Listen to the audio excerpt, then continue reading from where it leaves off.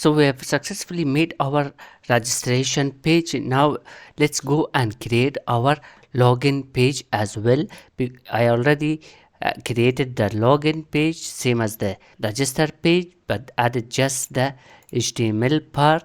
So now let's go and create our route and the controller. So let's go to our Auth controller, and in here I will create a new method to return the view. So let's type public function login, and inside this I will return my login page, which is stored inside Auth folder login. Now let's go and create the route for this also. So route ::get / login, and this is also inside our Auth controller login method. Okay, now let's go to our browser to /login. Okay, now I got my login page. As you guys can see, I have the email and password here, and with a checkbox that says remember me. So we are going to make a controller for this form. Now let's go to Auth controller and click our method so we can get the user request. So in here let's create a new method with the name of Authenticate, and this will accept the request. Again, we have to validate the user input, so I am going to write my validations in here. $credentials is equal to $request validate, and in here I am going to validate the user input. So first thing that we need from the user is the email, and the email is required. The user have to give us his email, and the type should be email.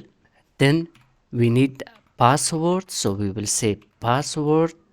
This should be required as well, and nothing like. Okay, that's it. The validation is done. Now to check if the email and password exist inside our database and if it's correct, I'm going to use a pre-built Laravel function. I will type if auth : attempt. Now this attempt will check the email and the hash of the password inside our database and give us a true and false. So this will accept two parameters. The first parameter is the credentials of the user, which will be the email and the password. So in here we have the email and password. So I'm going to just pass the credentials in the first parameter. In the second parameter, it accepts the checkbox which we added in here, remember me. So I'm going to pass that request boolean and the field name, which is remember. Then if this give us true, then we say the user is authenticated. It's the username and the email address and the password are correct. So if the email and password is correct, then we will regenerate the session of the user, generate, and redirect him to our main page. So return redirect to our main or our landing page. Now if the conditions are true, we will redirect the user back to our page.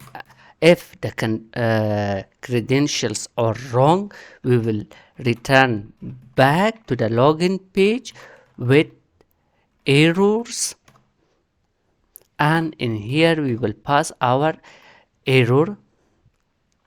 So we will say, for example, email, the provided credentials do not match our records. That's it. If you want to send the old data back, you can do that also by just typing only input. So we are going to just pass the email, not the password, back to the user. So I'm just going to pass the email back to the user. Okay, everything is set. Our authenticate. Now let's go to our web and create a route for this. Route : post. This one also login, and auth controller : class authenticated method. Okay, so now let's add this inside our form in the login page. So here we have our form, and in here I am going to pass my login method.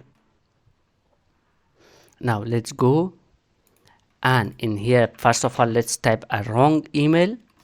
For example, this one. Give him the password, press the login. Okay, we got our message that the provided credential does not match our record. Now let's pass our newly created user email with the password.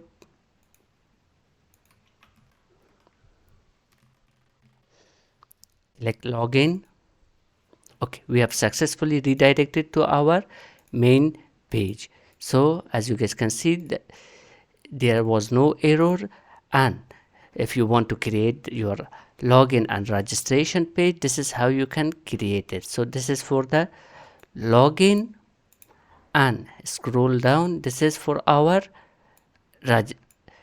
registering a new user.